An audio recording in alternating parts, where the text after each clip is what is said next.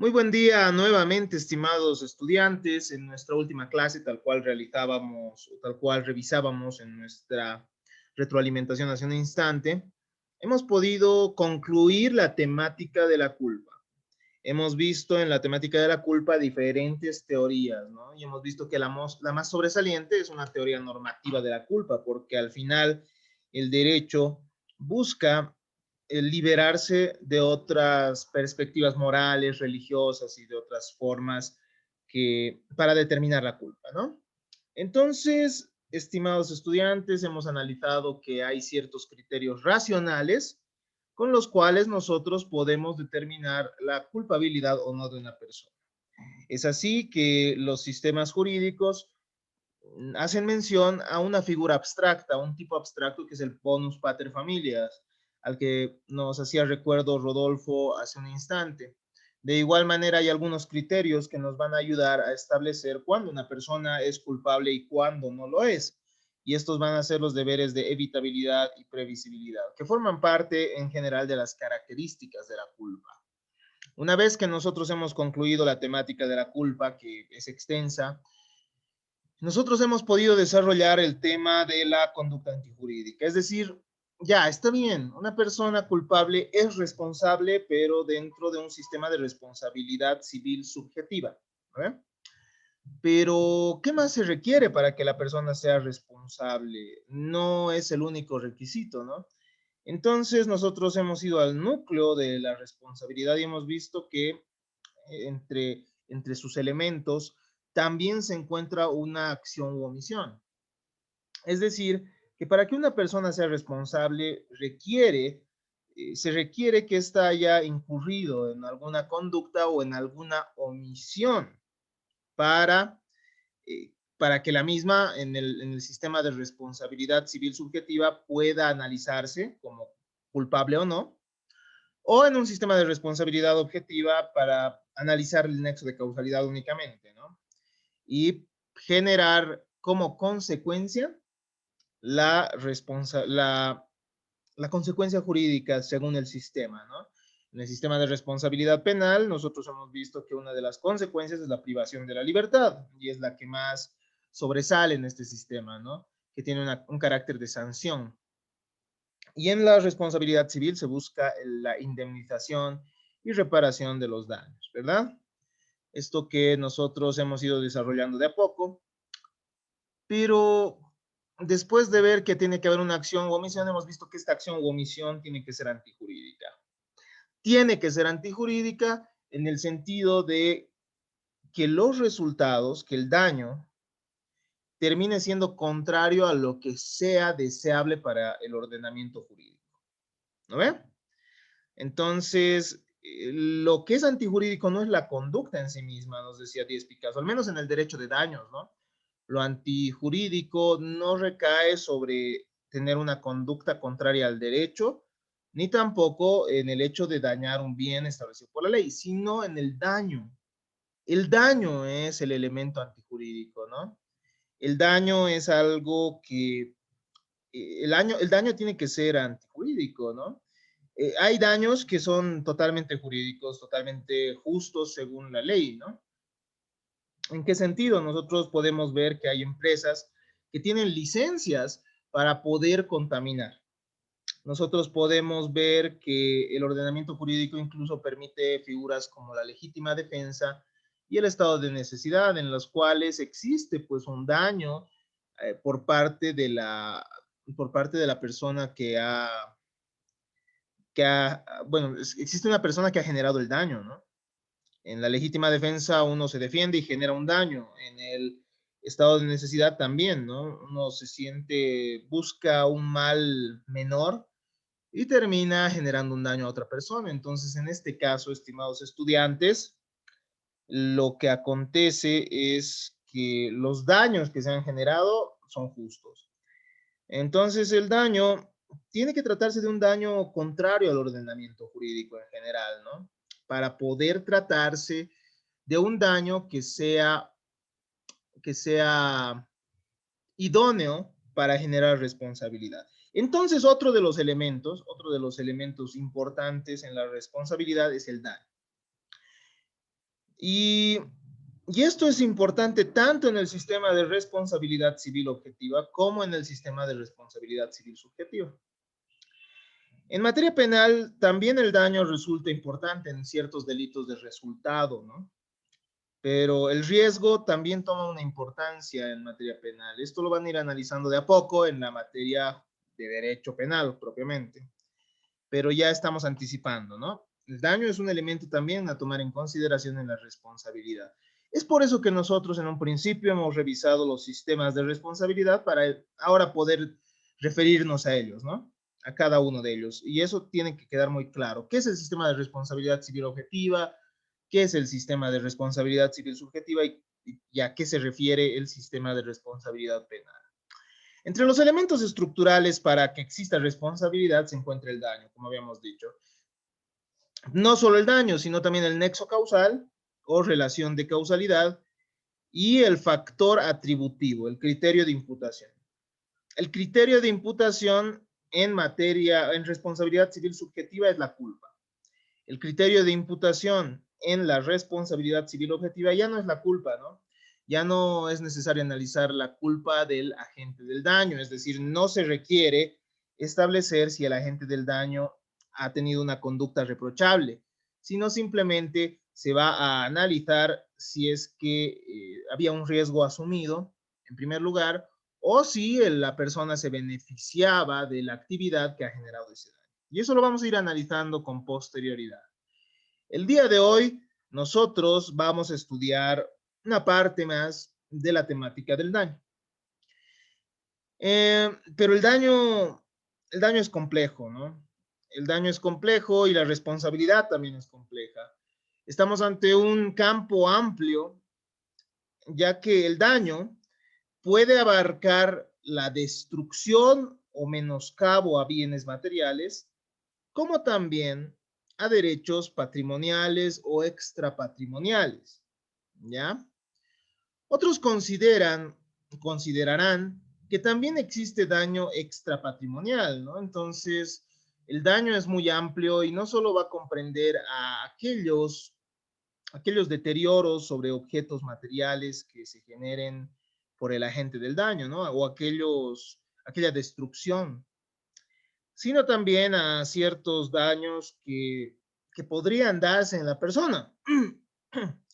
El sufrimiento que nosotros tenemos cuando nos generan un daño también formaría parte del daño. Y el daño es complejo, estimados estudiantes, porque no solo comprende el resultado, sino también va a comprender la acción de la gente, ¿no? De la gente del daño. Es decir, el daño comprende tanto ese menoscabo que se produce. Imaginemos, a ver, una persona que golpea a otra, ¿no?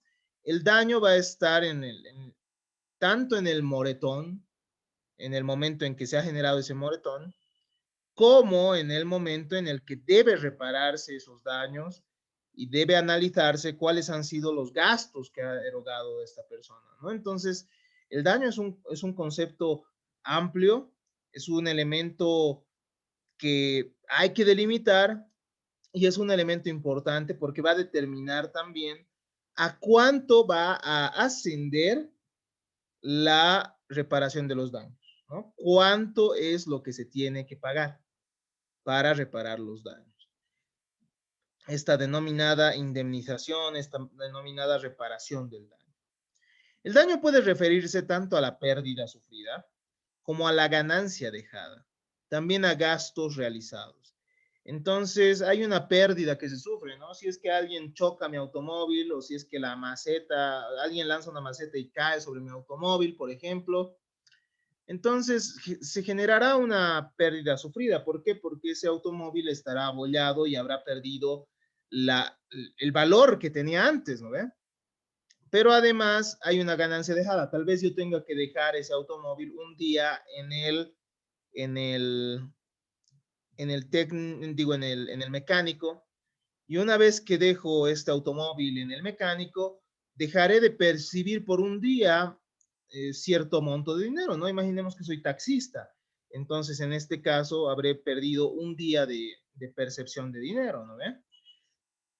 Entonces, el daño implica tanto la pérdida como la ganancia que uno ha dejado de percibir.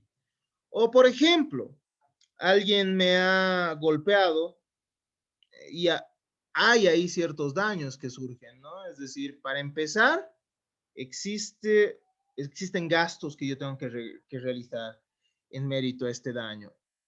Existen gastos en medicamentos, en médicos que podré realizar, esto es parte del daño, es la pérdida que tengo y además hay un sufrimiento, ¿no? Que genera, hay un dolor ahí, esa parte del daño que es a veces invaluable, como vamos a analizar en su momento. Pero además, estimados estudiantes, además de esto, habrá una pérdida sufrida. Tal vez en mérito a estos golpes yo no puedo ir a trabajar 3 días y he perdido oportunidades, entonces tienen que ser, claro, estas oportunidades ciertas, ¿no? O tiene que ser percepción de dinero cierto. Yo trabajaba y me han descontado de 3 días de trabajo, entonces tiene que referirse a esos montos de dinero. La finalidad, al menos en nuestro sistema, no es la de un enriquecimiento. Eso también es un aspecto importante que tenemos que tomar en consideración. Una persona no puede enriquecerse a costa de otra, ¿ya? Entonces, cuando uno te repara el daño, no significa que te va a regalar algo que no corresponde, ¿no? La idea es que arregle la situación a una situación, te tendría que devolver a un estado en el que te encontrarías si es que no hubiese existido el daño. Esa es la finalidad, ¿no? Devolver a la persona al estado en el que se encontraría si es que no hubiese existido el daño. No se olviden de ello, ¿ya? Entonces, el daño es un primer paso. Determinar cuál es el daño es un primer paso para poder después establecer la reparación. Y el daño, reitero, es un elemento trascendental, ¿no? Un elemento que debe existir cuando nosotros hablamos de responsabilidad. Pero ¿cómo determinamos el daño? ¿Cómo nosotros podemos establecer a cuánto asciende el daño? Les recomiendo que tomemos mucha atención a esta teoría porque vamos a trabajar sobre esta en una pequeña actividad en un instante más cuando terminemos esta explicación. La teoría de la diferencia se va a basar en el concepto de patrimonio. Nosotros, estimados estudiantes, día a día hablamos de patrimonio, ¿no? O sea, escuchamos la palabra patrimonio y alguna vez analizamos nuestro patrimonio, ¿no? Cuando nosotros decimos, a ver, ¿cuánto tenemos de dinero? Pero el patrimonio en el derecho no solo se refiere a los bienes, ¿ya?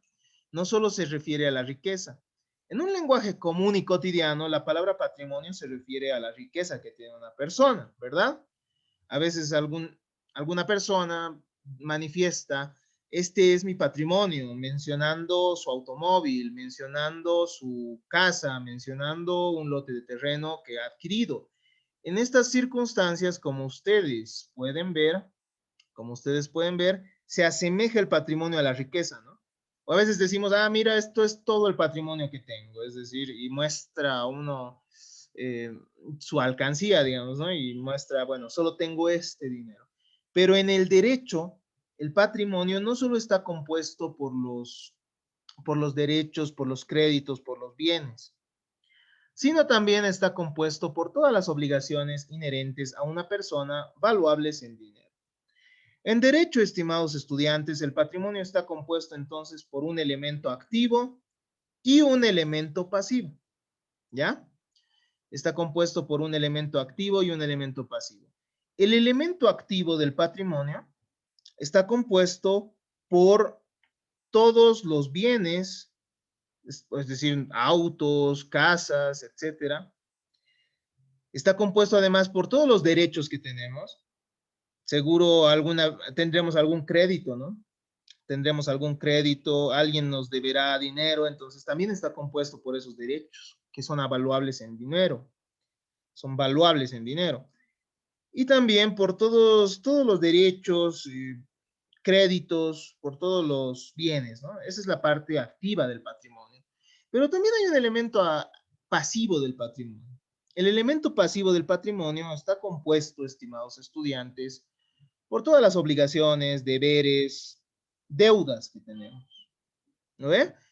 Pues nosotros no solo vamos a tener bienes, ¿no? No solo vamos a tener cosas valuables en dinero, sino también vamos a tener ciertas obligaciones. Tal vez le debamos dinero a alguien. Eso también forma parte del patrimonio. Sobre el patrimonio, estimados estudiantes, hay dos grandes teorías. Una de las teorías es la denominada patrimonio-personalidad, también denominada teoría clásica o teoría subjetiva. Es el mismo nombre, es lo mismo, pero con otros nombres, ¿no? Teoría patrimonio-personalidad clásica o teoría subjetiva. Pero también hay otra perspectiva que es la teoría patrimonio-afectación, también llamada tesis moderna o teoría moderna o teoría objetiva. La que, la que prevalece, la teoría que prevalece en nuestro Código Civil es la teoría patrimonio-personalidad. Esta teoría nos dice que todas las personas tenemos un patrimonio. Todos tenemos un patrimonio, ¿ya? Y el patrimonio entonces está implícito, digámoslo así, en cada persona. Todas las personas tenemos patrimonio. De esto también surge entonces la consecuencia que no hay personas sin patrimonio. Pero ustedes dirán, a ver un rato, hay, por ejemplo, hay personas indigentes que no tienen nada.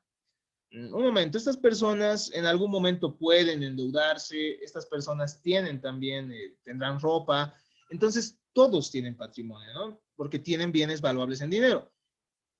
Hay personas que tienen incluso más deudas que bienes, ¿no? Esas personas también tienen patrimonio. Entonces, esta teoría nos dice que el patrimonio es como una bolsa imaginaria en la que tenemos todos nuestros derechos y todas nuestras obligaciones. ¿A ver? Entonces, ustedes imagínense, ¿no? ¿Cómo está su situación? Ustedes dirán, a ver, yo tengo mi computadora, tengo mi celular, tengo, no sé, tal vez alguno ya tenga su casita, tenga su auto, y se pone a pensar, ¿no? Pero también le debo a mi tío, también le debo a mi amigo este monto de dinero.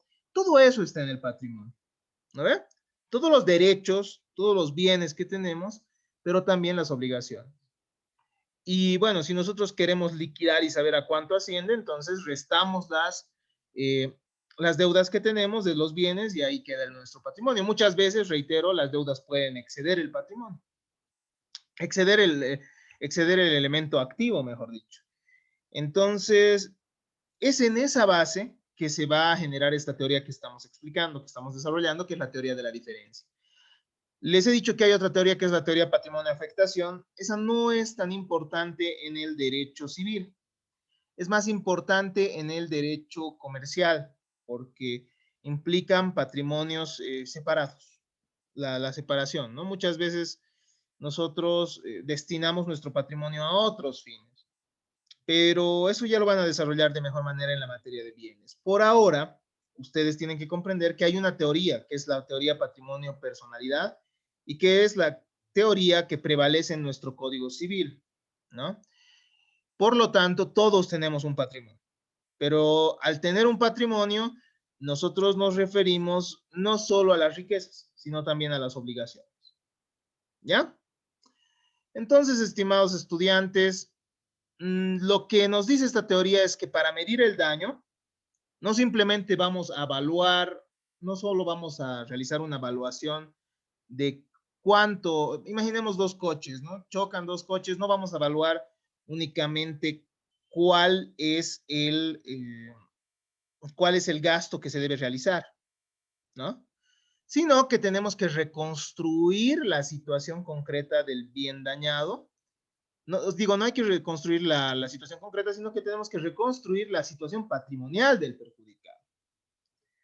Entonces, el daño se concretaría en la diferencia valorada económicamente del patrimonio que éste tendría si el hecho dañoso no se hubiese producido y aquella que efectivamente tiene tras el hecho dañoso.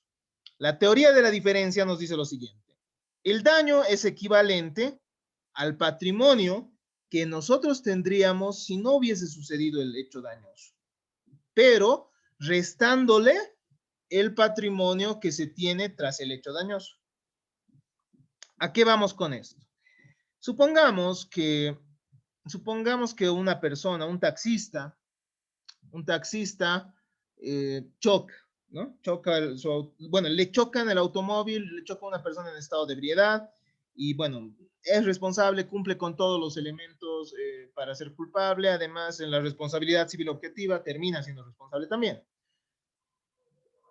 Para calcular el daño, nosotros lo que tenemos que hacer, nos dice esta teoría, es ver cuál es el patrimonio que tendría el taxista si no hubiese habido ese hecho dañoso. Entonces nosotros tenemos que ver, ¿no? A ver un rato, ¿cómo está este taxista? Este taxista tiene una casita que vale $120,000. Imaginemos. Tenía su automóvil que tenía un valor de, supongamos, el automóvil tenía un valor de $12,000, ¿no? Entonces, hasta ahí son $132,000. Tenía una cuenta bancaria, tiene una cuenta bancaria en la que tiene $10,000 más. Entonces, son $142,000, ¿no? Además, este taxista le debía dinero al banco, digamos, ahí le debía $30,000. Ya, en total, digamos, el taxista, después de realizar todo eso, tendría imaginemos, ¿no? En total tendría $112,000 realizando toda esa operación, ¿no? En abstracta. Ahora, ¿qué ha pasado? Le han chocado el automóvil, por lo cual esta persona tiene que dejar de percibir dinero por 3 días. Dentro de 3 días, el taxista hubiese tenido, además de esos $112,000, su ganancia, ¿no ve? La ganancia de su trabajo. Imaginemos que esto es un total de $100 más, ¿no ve? Entonces tiene $112,000, 112,100 va a ascender a eso, ¿no? $112,100. Entonces, pero nosotros vamos a analizar cuál es el patrimonio que tiene tras el hecho dañoso. Después del hecho dañoso, el taxista va a tener, en primer lugar, el valor del automóvil va a reducirse, ¿no? Habíamos dicho que era un automóvil de $12,000, si mal no estoy, ¿no? Entonces, este automóvil de los $12,000, supongamos, está muy abollado, se han dañado ciertos repuestos caros, ha reducido su valor en $1,000. Entonces, pierde $1,000, tendría que restarse eso, ¿no? Esos $1,000 y el patrimonio que efectivamente tiene ya no son esos $112,100, sino van a ser $111,100, ¿no? Pero además ha perdido esos $100 que tendría que haber percibido. Entonces son $111,000, ¿no ve? Entonces se resta esos $112,100 menos $111,000 y en total esto hace el daño, ¿no? Y el daño sería como resultado la suma de $1,100. Entonces esa es la operación abstracta que se tendría que realizar, nos dice esta teoría de la diferencia, para determinar a cuánto asciende el daño. Sin embargo, estimados estudiantes, esta teoría de la diferencia ha sido duramente criticada por no implicar ciertos aspectos importantes también dentro del daño patrimonial, ¿no? Dentro del daño, mejor dicho, dentro del daño como tal. Es decir, se van a obviar ciertas otras formas de daño y no se va a considerar la situación concreta. A ver, entonces, ¿cuáles son las críticas de la teoría de la diferencia? La principal crítica es que en realidad tendríamos que tener una concepción real y concreta del daño, es decir, no tendríamos que realizar abstracciones de la manera en la que hemos hecho. La teoría de la diferencia conduce a una concepción abstracta del daño que no considera las singularidades del daño concreto. Podría suceder, por ejemplo, que hay ciertos daños cierto daño moral, ¿no? En esta situación. Entonces, este daño moral no es comprendido por la teoría de la diferencia. Tampoco es comprendido el daño psicológico, por ejemplo, que puede haberse dado en el caso concreto, ¿no? La teoría de la diferencia, entonces, no toma en consideración las singularidades del caso. En segundo lugar, la teoría de la diferencia puede ser un buen criterio de cálculo, eso es cierto, pero no tiene rigor jurídico suficiente. No se analiza otros elementos, ¿no? Que vamos a ver en un instante más. El perjudicado podría obtener lucros inclusive si es que le devuelven a la situación en la que se encontraba. ¿Por qué? A ver, demos un ejemplo. Eh, este problema se va a dar en la reparación en especie, es decir, cuando se tiene que devolver lo mismo.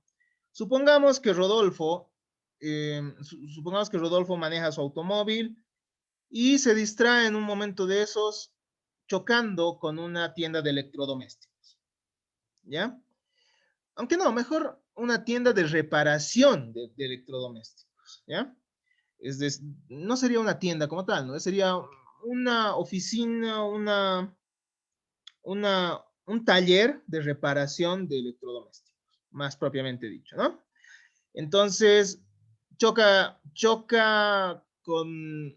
en este lugar, generando en primer lugar el daño de un refrigerador, en segundo lugar el daño de una cocina y en tercer lugar, imaginemos, de una lavadora, ¿ya?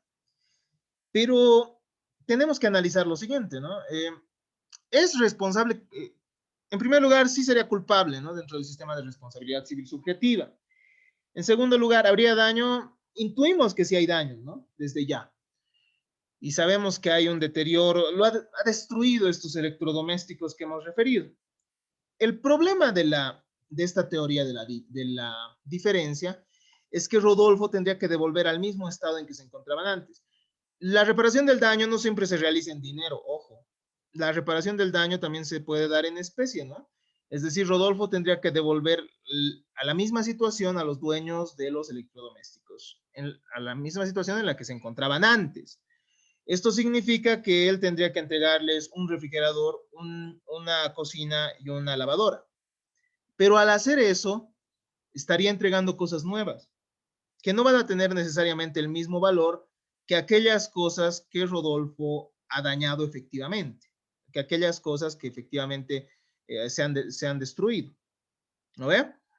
Entonces esto generaría un enriquecimiento a favor de estas personas que eran las víctimas. Y la idea de la reparación no es esa. Si el resarcimiento existe la sustitución de un objeto usado por uno nuevo, entonces estaríamos ante una inconsistencia ahí, ¿no? De esta teoría de la diferencia. Por lo que no se aplicaría a plenitud la teoría de la diferencia.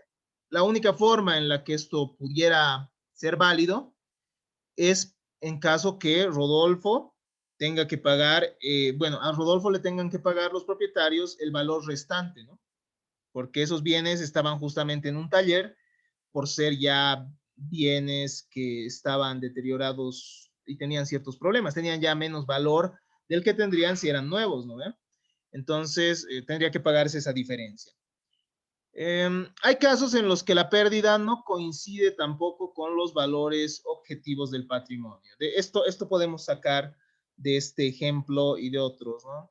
Hay ciertos valores o ciertos aspectos que deben también considerarse, como el sufrimiento de la persona, como el daño a los derechos de la personalidad de alguien, que no son valuables en dinero, ¿no? Eh, por ejemplo, si alguien nos genera una lesión, alguna vez nosotros hemos sufrido alguna lesión seguramente, aunque sea pequeña, eso nos genera un sufrimiento, ¿no? Eso nos genera un sufrimiento, eso nos genera dolor, pero ¿cuánto es el valor de ese dolor? Entonces, vamos a ver nosotros que en esas circunstancias el juez puede establecer según su prudente criterio, el monto al que debería ascender esta reparación, ¿ya? Pero ahorita estamos viendo esta teoría de la diferencia, que sí es una ayuda, claro está, para calcular el daño. Nos va a ayudar a determinar el daño aproximado, pero no el daño que necesariamente sea el daño final, digámoslo así. Finalmente, hay un problema también en la teoría de la diferencia, ¿no? ¿Cuál es el patrimonio actual? Es decir, este patrimonio que se tiene tras el hecho dañoso. Es el patrimonio que existe el momento que interponemos la demanda, el patrimonio que existe al momento de emitirse una sentencia. Entonces, esto aconseja adoptar un concepto concreto, real e histórico, considerando las singularidades del caso concreto. Hay que tomar en cuenta entonces ciertos aspectos concretos. La teoría de la diferencia es un buen referente para realizar un cálculo aproximado. Y después de realizar ese cálculo aproximado hay que tomar en consideración entonces las peculiaridades del caso. ¿Ya?